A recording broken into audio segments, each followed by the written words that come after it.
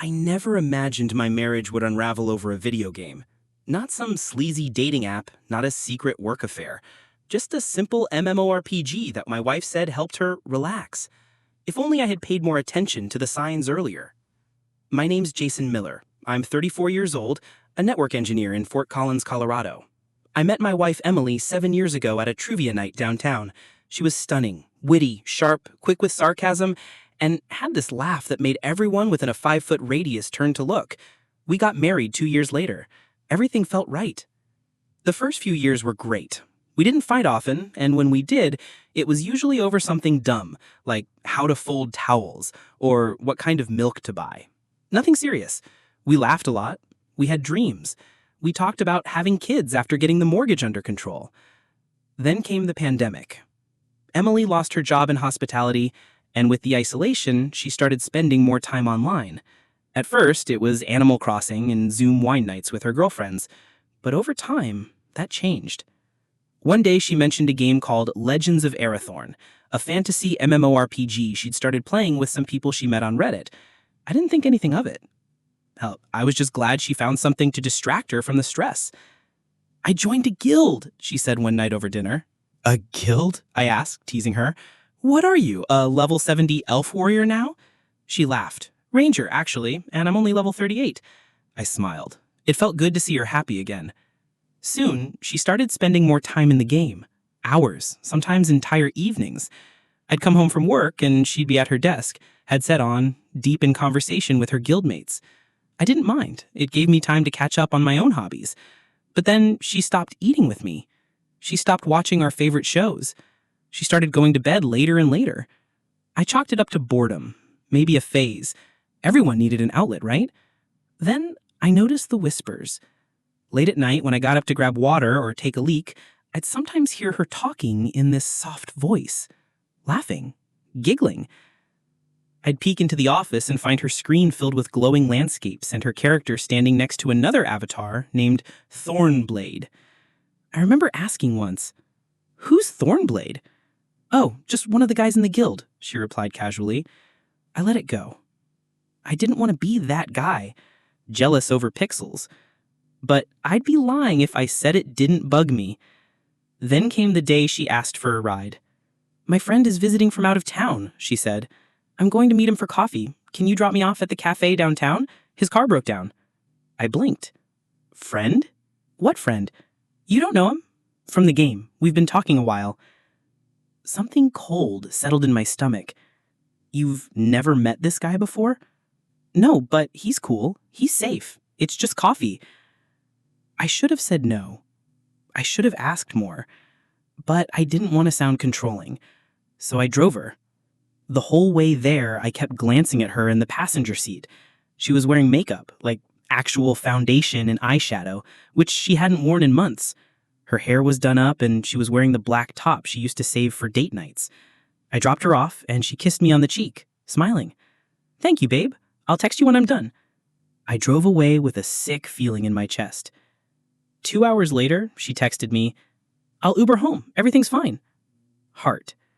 She didn't get home until nearly midnight. The next morning, she acted like nothing happened. That was when the seed of suspicion started to grow. I tried to shake it off, tried to convince myself I was just overthinking. But things didn't go back to normal. Emily became colder, distant. She spent every waking hour either in the game or on her phone. Sometimes I'd walk into the room and she'd hide her screen. When I asked her about it, she snapped. "God, Jason, can't I have any privacy?" That's when I made my first mistake. I started checking her Discord when she wasn't looking. I wasn't proud of it, but I had to know. And that's when I saw the messages. "Last night was incredible. I can still smell you. I wish you didn't have to go. I keep imagining your hands on me." My blood went cold. The username? Thorn. I stared at those messages like I'd been sucker punched. My mind tried to rationalize it. Maybe it was some kind of role play, just harmless flirting, but those weren't lines from a game. They were real. They were intimate, and they weren't meant for me. I scrolled up. There were weeks of messages, not just flirty texts, but long conversations about their dreams, their frustrations, their connection. He called her M, and she called him Jake, his real name. She even sent him selfies. Nothing explicit, but vulnerable. Bedroom eyes, soft smiles, the kind of photos I hadn't seen from her in years. It all started to fall into place. The late nights, the giggling whispers, the coffee meetup, the Uber ride. She'd been sleeping with him. I was sure of it now. I didn't confront her that night. I couldn't. I didn't know what I would even say. Instead, I sat in bed, staring at the ceiling while she played her game in the other room. I kept imagining them together, his hands on her, her lips on him. It was torture. The next day, I took off work and drove out to the cafe where she said she met him. I asked the manager if they had cameras. They did. It took me $100 and a fake story about a stolen phone, but he let me take a quick look. There they were, sitting close, laughing, her hand on his knee. At one point, she leaned in and kissed him. Not a peck, a full-on kiss. That night, when she came home, I was sitting at the kitchen table with my laptop open. I had the Discord screenshot saved, I had the cafe footage ready to play, but I didn't hit play. She walked in, humming some tune, took off her shoes, and looked up. "You okay?" she asked, seeing my face. I nodded slowly. "We need to talk." Her smile vanished. "What's wrong?" I wanted to yell, to throw the laptop across the room, but instead, my voice came out quiet. "Who is Jake?" She froze. "What?" "I read your messages. I know everything." There was a long silence. Then she sat down across from me. "You read my private messages? That's your concern right now?" I snapped. "You've been cheating on me, Emily." She stared at me, jaw clenched. Then she did something I didn't expect. She shrugged. "So? What?" I blinked. "What do you mean, so what?" "I mean, yeah, okay, I've been seeing someone, but it's not like you've been paying much attention to me either." I stood up. "Are you fucking serious right now?" Her voice rose. "You come home, you sit on the couch, you eat, you sleep. That's it. There's no passion anymore, no romance. I felt like a roommate, not a wife." My hands trembled. "So your solution was to hook up with some guy you met online?" "He listened to me," she said coldly. "He made me feel wanted." I wanted to scream, to shake her, to make her see what she was doing, but instead I just walked out. I drove around for hours that night trying to process everything. This wasn't just a one-time mistake. She wasn't sorry. She blamed me for it. The next morning, she was gone. No note, no call. Her computer was gone too. So was half her closet. I texted her, no reply. It took 3 days before I got a single message. "I'm staying with a friend. Please don't contact me right now." That was it. No apology, no explanation, just cold silence. I spent the next week in a fog. I didn't go to work. I didn't eat much. I just kept replaying everything in my head. Was it really my fault? Had I become boring? Had I driven her to this? But the truth kept smacking me in the face. She cheated, she lied, she walked out. Then came the knock on my door. It was a man in his late 50s wearing a plain polo shirt and khakis. "Jason Miller?" he asked. "Yeah?" He handed me an envelope. "You've been served." Inside was a petition for legal separation. Emily had filed.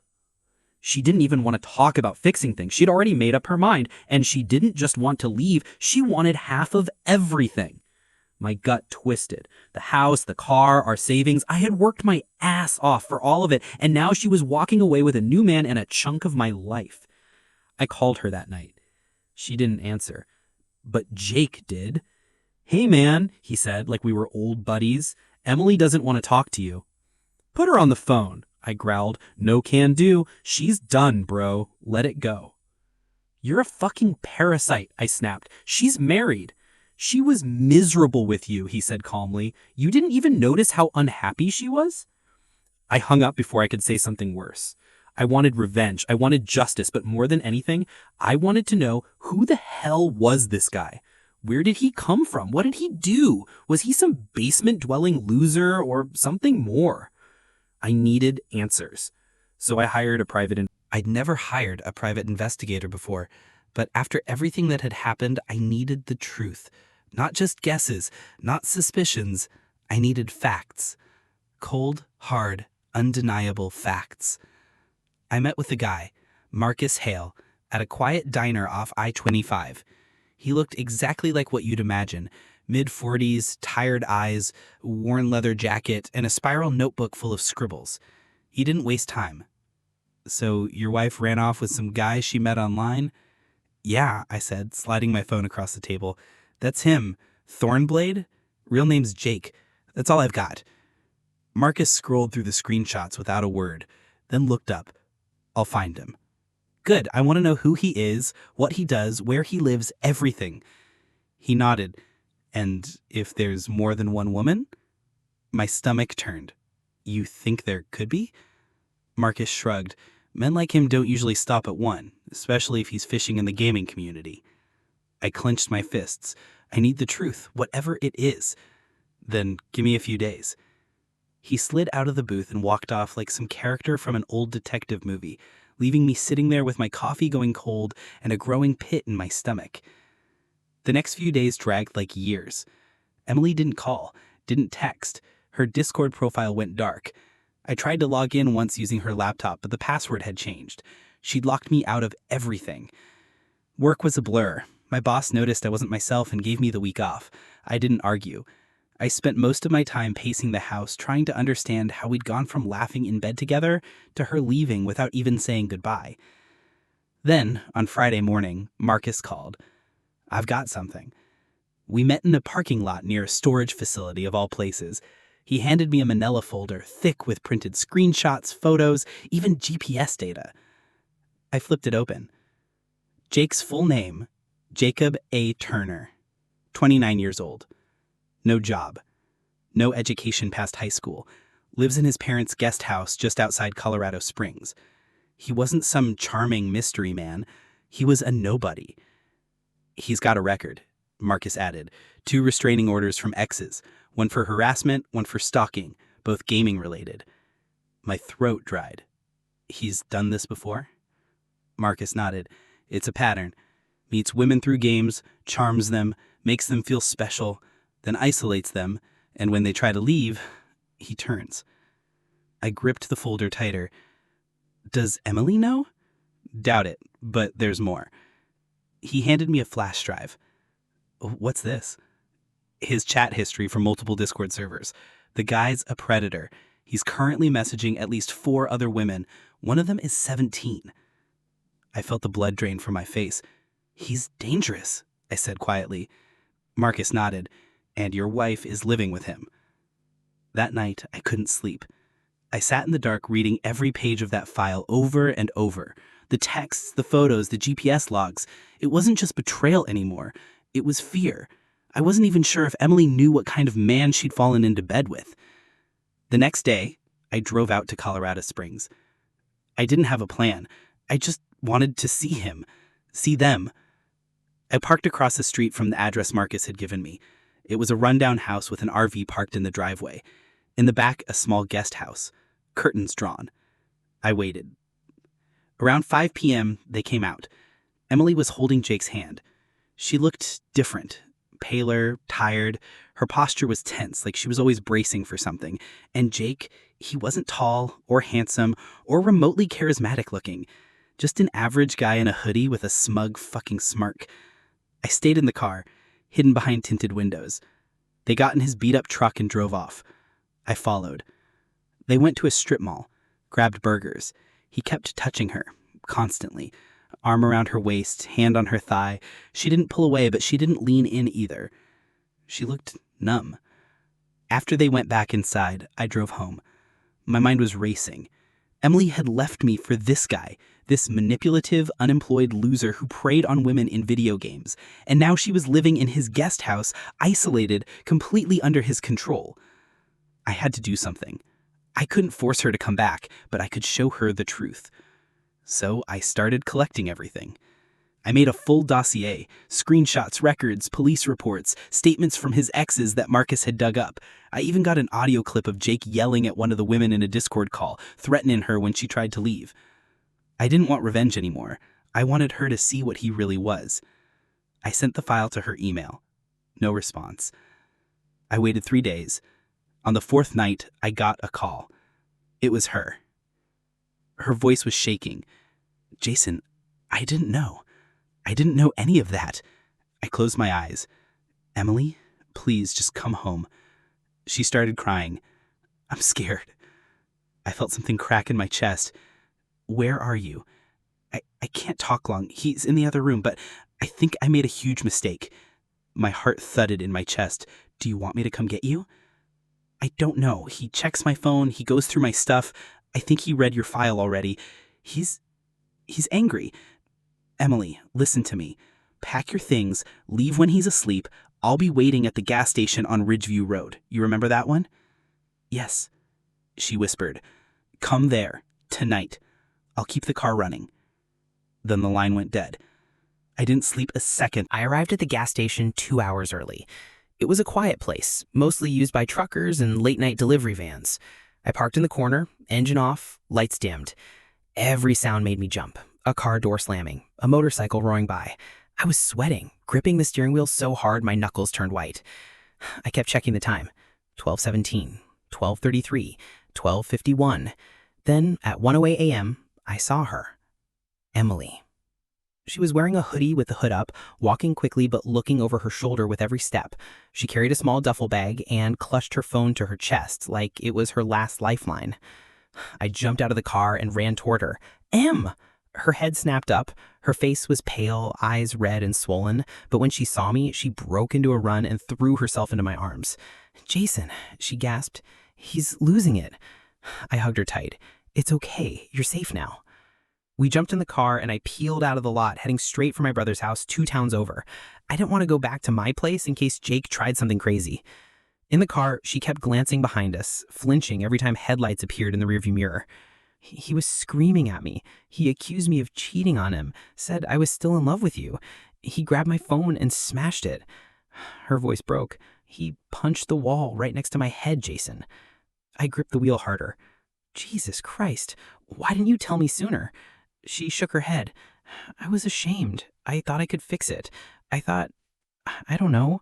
I didn't realize how deep I was until I was drowning. We drove the rest of the way in silence. At my brother's place, we stayed up all night talking. She told me everything. How Jake love-bombed her at first. Messages every hour, compliments, late-night calls where he'd say all the things I hadn't.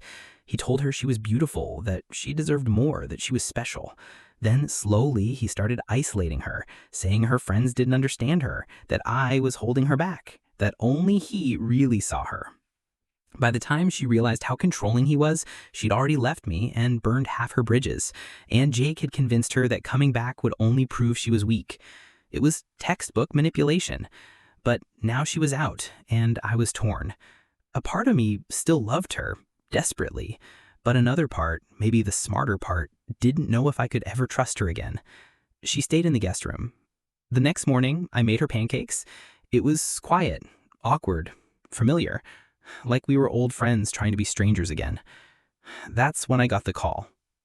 Blocked number. I answered. At first, there was silence. Then a voice I recognized. You think this is over? Jake. You took her from me, he growled. I walked outside, away from Emily. She was never yours. You think I don't know where she is? You think I won't come for her? Come near her again and I'll have the cops waiting. He laughed. Cops? You think I give a shit about cops? You better watch your back, Jason. Then he hung up. I stood there, cold all over. Emily was at the kitchen table when I walked back in. She looked at me, eyes searching. Was that him? I nodded. She swallowed. He's not gonna stop, is he? No, I said softly. He won't. That afternoon, we went to the police station, filed a restraining order, filed a report. I showed them Marcus's file, the threats, the harassment, the grooming. They took it seriously, thank God. But paperwork doesn't stop crazy. That night, someone slashed my tires. The next morning, my brother's mailbox was ripped off. Emily started to panic. He's watching us. He knows we're here. I've got cameras going up today. Let him try. But the real breaking point came 2 days later. Emily disappeared. I woke up to an empty guest room. Her bag was gone, her hoodie, her shoes. No note, no call. I texted her, called, nothing. At first, I thought Jake had taken her. Then I saw the Uber receipt on the shared email account I still had access to. She'd called a ride at 4:12 a.m. Destination, Colorado Springs. Back to him. I felt like the ground gave out beneath me. After everything, after the escape, the tears, the confession, she went back. I didn't cry. I didn't scream. I just sat at the kitchen table for hours, staring at nothing. That night, Marcus called me again. "I've got something," he said. "I don't care anymore," I muttered. "You will. She's not the only one he's pulling back in." "What?" "He's playing 5 women. One of them tried to leave last month and ended up in the ER with a broken wrist. He's dangerous, Jason." I swallowed hard. Why won't they stay away from him? Because he's a fucking cult in a hoodie, and until someone stops him, this won't end. I didn't sleep that night. I started The next morning, I drove back to Marcus's office. I didn't bother calling ahead. I needed answers, and I needed them now. He looked up from his desk, a half-eaten sandwich in one hand, stack of folders in the other. "She went back to him," I said. He set the sandwich down slowly. I figured. "Why?" I asked, my voice barely above a whisper. "Why would she go back to that psycho?" Marcus leaned back in his chair and let out a long sigh. "Because she thinks she deserves it." I blinked. "What?" "She's ashamed, embarrassed, trapped. These guys, they don't just manipulate emotions. They rewrite reality. She probably believes she burned all her bridges, that no one else would take her back. So the devil she knows feels safer than facing the guilt of what she did to you." I clenched my fists. "So what? I'm just supposed to let him keep her? Let him control her?" "No," Marcus said, narrowing his eyes. "You expose him." I looked at him. "Publicly?" He nodded. "Legally, socially, digitally. You ruin his ability to hide. You shine a light so bright he can't slither back into the dark." So that's what we did.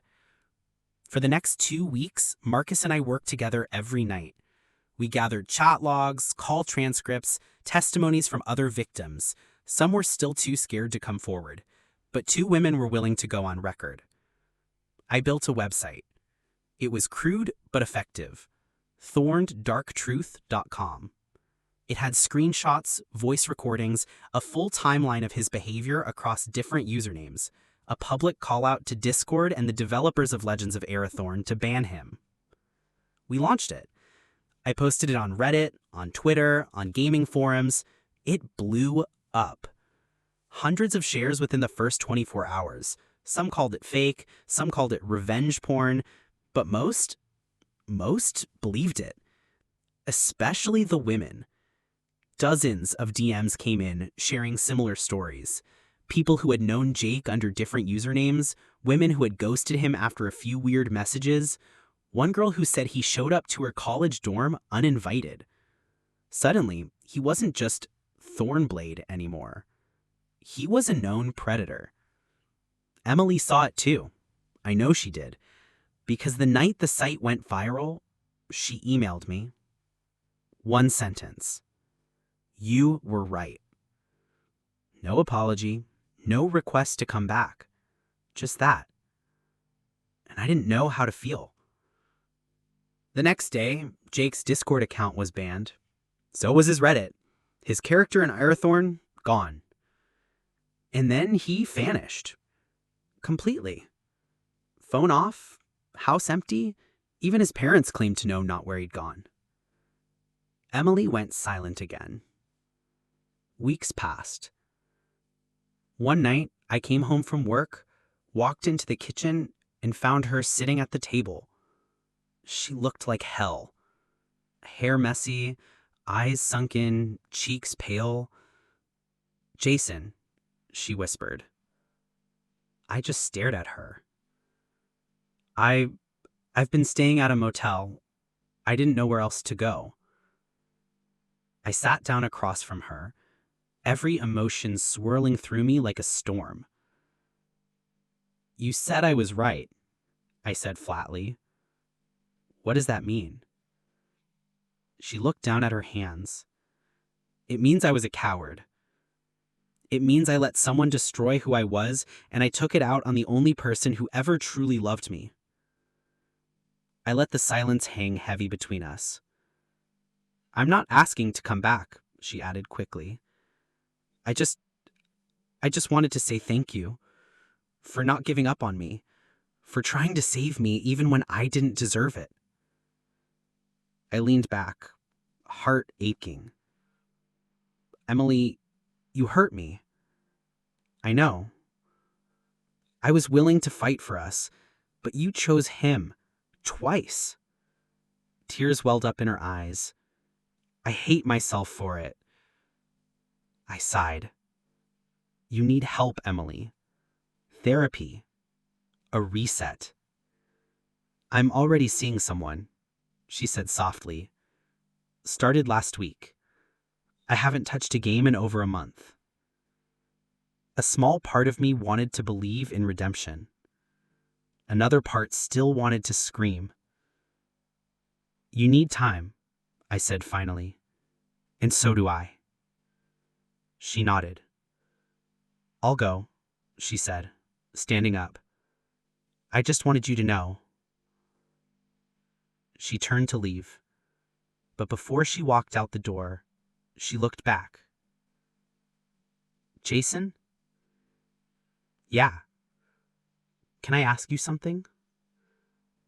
I nodded. "When I'm better, do you think there's even a chance you could forgive me?" I swallowed hard. "I don't know." And then she was gone. That night, I sat in the same kitchen chair and stared out the window until the sun came up. I wasn't sure what hurt more. The betrayal, or the fact that I still wanted her to come back. 3 weeks passed.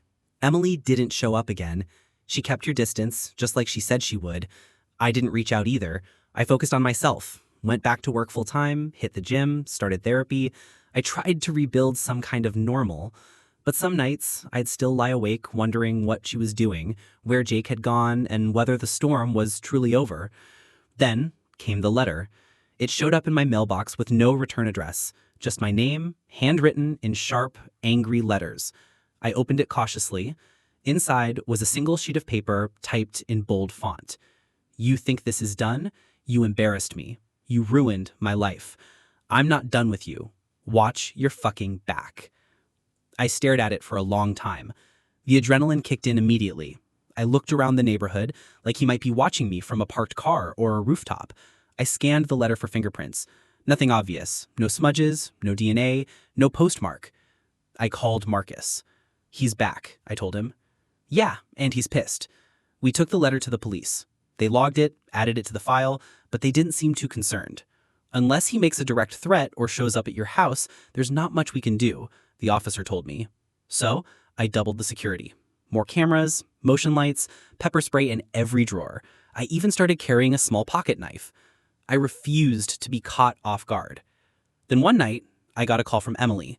Her voice was shaking again. "Jason, he found me." My blood ran cold. "Where are you?" "I'm in a motel in Greeley. He showed up outside my window last night, just stood there. Didn't knock, didn't say anything, just watched." "Did you call the cops?" "I tried, but by the time they came, he was gone." "I'm coming to get you." No, Jason, I can't do that to you again." I'll find somewhere else. Emily, listen to me. You're not alone in this. There was a long silence. I don't deserve your help. That doesn't mean I won't give it. I picked her up an hour later. She looked even worse than before.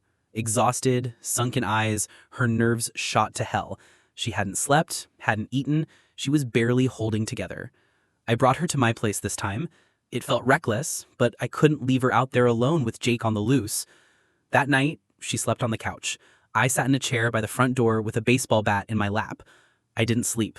Every creak, every gust of wind, every sound outside made me jump. But nothing happened. The next morning, I made coffee. She drank it slowly, her hands trembling the whole time. "What does he want?" she whispered. "Control," I said, the same thing he always wanted. "Do you think he'll stop?" "No." Then I remembered something Marcus said weeks ago. You expose him. Legally, socially, digitally. We'd done that. But there was one more thing we hadn't done. Criminally. We needed something airtight. Not chat logs or gossip or rumors. Something the police couldn't ignore. And that's when Marcus had an idea. "We bait him," he said over the phone. "You mean trap him?" "Yes, with Emily's help." I didn't like it. The risk, the pressure, the possibility that it could backfire. But Emily agreed. If it gets him out of my life for good, I'll do it. So we set it up. She messaged him from a burner Discord account, said she wanted to meet, said she missed him, said she'd been thinking about him since the motel. Jake took the bait within minutes. Where? We chose a neutral location, a public park. Big open space, lots of visibility, plenty of cameras, and Marcus arranged for an off-duty cop to be nearby listening in through a mic hidden in Emily's jacket. The day of the meeting, she was shaking as I drove her to the park. "You sure about this?" I asked for the 100th time. "No, but I'm ready." We parked. Waited. At 2:37 p.m., Jake showed up. He looked exactly the same, greasy hair, hoodie, jeans, except now there was something darker in his eyes, something meaner. He wasn't smiling. He didn't speak at first, just looked at her. "You lied to me," he finally said. Emily stayed calm. "I was scared. You said you missed me." "I did." "Then why the fuck did you help that asshole destroy my life?" Emily hesitated. Jake stepped closer. Too close. "I should break your fucking face," he snarled. And that's when the officer stepped out from behind the tree and drew his weapon. Hands where I can see them, on the ground. Jake spun, stunned, and for a second it looked like he might run, but he didn't. He dropped to his knees. They cuffed him right there. Emily burst into tears, and I finally... Jake was charged with stalking, harassment, and violating a protective order. It wasn't enough to put him away for years, but it was enough to make him sit in a jail cell while we slept peacefully for the first time in months. The DA mentioned the possibility of federal charges, too, depending on how many states his digital trail crossed. I didn't care if it was 2 months or 20 years. I just needed him gone. Emily stayed with me for a few more days after the arrest. She was quiet, reserved, still carrying the weight of everything she'd gone through. We didn't talk about us. We just coexisted. 2 broken people trying to feel normal again. One morning over breakfast, she spoke first. "I looked at myself in the mirror this morning," she said, "and for the first time in a year, I didn't feel like a ghost." I nodded. "You're coming back." "I don't deserve to." "Maybe not," I said honestly, "but you can." She looked down at her coffee. "I've been reading everything you posted, all the comments, the stories from other women. You saved more than just me, Jason." I hadn't really thought of it that way. I didn't do it for anyone else. "But you did it anyway," she said. "That counts." That evening, she packed her things. "I think I need to be alone for a while," she said. "Really alone. Not running, not hiding, just facing myself." I helped her carry her bag to the car. She paused before getting in. "I know I said I wasn't asking to come back, but someday, I hope I can earn a second chance. Not as your wife, just as a better person." I didn't know what to say, so I just hugged her. "Take care of yourself, Emily. You too." and then she drove off. I stood there on the curb long after her taillights disappeared. It was strange. I felt empty but not hollow, sad but not devastated. Maybe that's what healing feels like.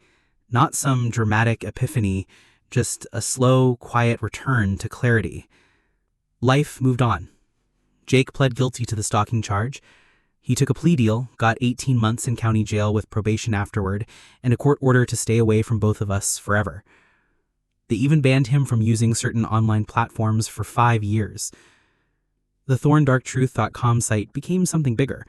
With Marcus's help, I turned it into a support hub for people targeted by digital abusers.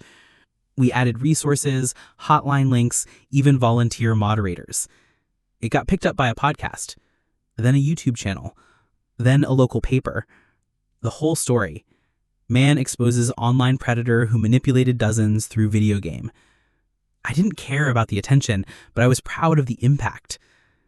And I finally started living again. I reconnected with friends I hadn't seen in ages, took a trip to Seattle. I even started dating again. Slowly, carefully.